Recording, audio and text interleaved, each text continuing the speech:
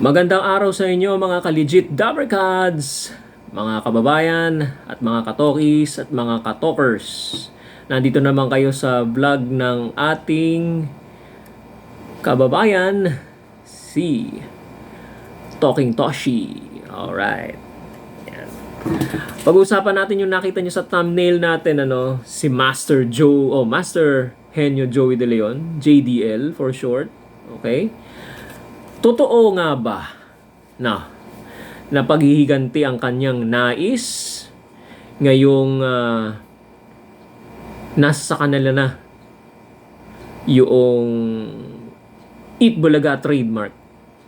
Mga nakaraang araw ba kaya ba sila nagreklamo? Kaya ba sila sampa ng petisyon?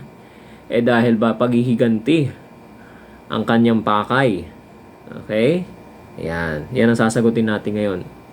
Okay, magbalik tanaw lang tayo, mga nakaraang araw, naging masaya tayo, dahil naibalik na sa wakas ang trademark ng Eat Bulaga sa dapat niyang uwian o sa tamang tahanan niya.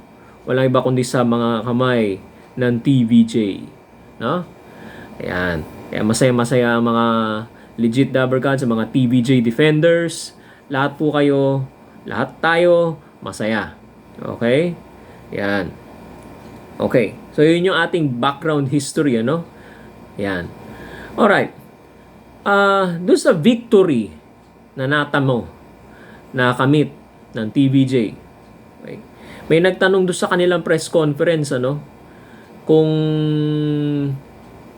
vindicated ba sila ang TVJ dun sa desisyon ng IPOPHIL na kansilahin yung registration ng tape sa EB at saka sa Eat Bulaga trademark. Sila ba vindicated? Ibig sabihin kasi nung vindicated, parang after ng paghihiganti mo, parang kang nagtagumpay. Parang ang huling halakhak ay sa'yo. Sa wakas, nakapaghiganti rin ako. Ganun ang vindication, Okay? Unang-unang punto dyan, kinorek actually ni Tito Sen yan. Okay? Sabi niya, the right term is officially recognized. Yon. Kasi sila naman dati yun . So, yung vindication, parang hindi yata tama nga ang term, Okay? So, kinorek ni Tito Sen. The vindication is not the correct term, but the correct term or terminology to be used is officially recognized. Okay? Medyo lighter ang dating, Kaya nga nakapag-comment si Master Henyo Joey, talagang pang senador talaga to, Pang senado talaga, kasi on a diplomatic way of saying it, okay, ganyan si Tito Sen. Okay? Yan. Alright. Kaya yon. Vindicated ba? To some point, to some extent, pero hindi vindication ang kanyang termino. Okay, officially recognized, sabi nga ni Tito Sen. Isa pa, okay? Nais kong basahin itong sagot ni Master Henyo Joey De Leon sa isang interview, I think ito rin yung tanong dun sa, o ito yung sagot niya sa press conference, Okay, sige, basahin natin. Babait ka . Wala na yung mga paghihiganti sa puso mo. Mangingiti ka na lang. Katulad nito, ito. Biyaya lang to na, ay salamat. Ganun na lang ang reaksyon namin.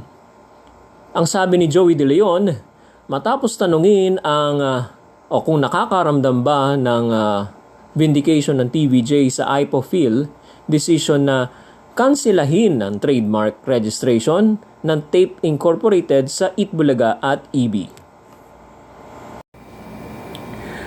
Yan po ang pahayag ni Master Henyo Joey De Leon sa kanyang kasagutan sa katanungan kung siya ba'y vindicated. Again, tugma doon sa sinasabi ni Tito Sen. Okay. Syempre nga naman, habang nagkakaedad naman talaga ang tao, harapin na natin, nagiging malawak ang pag-unawa mo at saka yung puso mo sa pagpapatawad, no?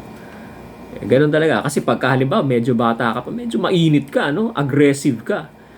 Pero as you grow older, malaki na yung pataan mo sa mga bagay-bagay, ano? Hindi ka na masyado nagagalit kasi nga stress 'yun, ano? Lalo na kapag meron ka pang medical condition, lalong lalala yung inyong sakit or anuman, ano? Kaya chill lang, no? Tingnan niyo si Joey De Leon, ano? Mapapansin niyo nung mga nakaraan na wala pang desisyon tong Ipofil. Tahimik lang siya sa Itbulaga. Tahimik lang siya.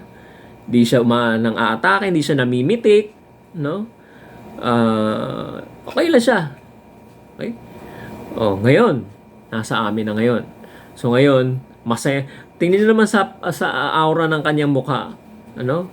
Masaya, laging nakangiti, laging nagpapatawa, okay? Laging nagsasalita. Madalas mo na siya maririnig nagsasalita ngayon sa sa mga segments, ano? Okay, parang masasabi natin medyo na siya, madaldal na siya, no? Marami na siya nasasabi. Kasi nga masaya na yung puso niya dahil bumalik na yung Itbulaga trademark sa kanila. Okay, who is the rightful owner of the trademark? Sila talaga naman yun, ano? Well, originally it was created and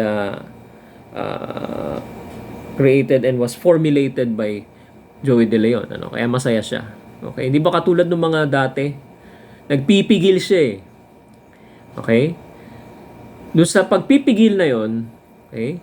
Alam niya, sabi nga ni Bossing Vic Soto, pasasaan pa. Alam nila merong kahinatnan yung kanilang ipinaglalaban. Okay? Kaya tahimik lang kayo. Silently, mag-host kayo. Tahimik lang, wag maingay. O, tingnan nyo, pagka ngayon kayo ay nakakuha na ng tagumpay, victory, ayan, dyan tayo magsaya ngayon. Kaya tingnan nyo, masaya silang lahat. Pati na si Master Henyo Joey De Leon. Okay? Ayan. So, ano pa ba mga punto natin ngayon? Nandyan din sa thumbnail, ano? Mayroon na namang, ano? Ano yung t-shirt na nakalagay dyan? Yung faithful, not fake bull. Okay? Kung tudugtungan nyo yung dulo ng fake bull, fake bulaga. Talagang henyong-henyo, no? Faithful. Okay? Kailangan maging faithful, makatotohanan ka dapat. Okay? Maging tapat ka sa tao. Kasi yung pagiging fake o peke, niloloko mo yung tao. Na sinasabi mo, kayo yung Itbulaga, hindi naman kayo yun. Kasi lagi nyo tatandaan, mga katokers, mga katokis, mga kababayan, mga legit dabbercads. Lagi nyo tatandaan yung sinabi ni Mayor Bullet Haloshos. TBJ is Itbulaga, Itbulaga is TBJ. Hindi pwedeng maghiwalay yan kahit anong gawin mo. True enough. Diba? Kahit sabihin mo bang Itbulaga ka, hahanapin ng tao ang TBJ dyan. Nasaan ang TBJ dyan? Okay? Yan. So, maging makatotohanan ka. Faithful, not fake bull. Kasi fake bulaga naman talaga yun eh. Okay? Yan. Ano pa? Okay? So, yun. Tapos ngayon, nakakabanat na siya. Nakakapitik na siya ng konti. Okay? Yan. Pag may patama yung kabila, sasagutin yan. Sasagot yan. Okay? Tulad kanina episode ng Itbulaga, maisingit ko lang.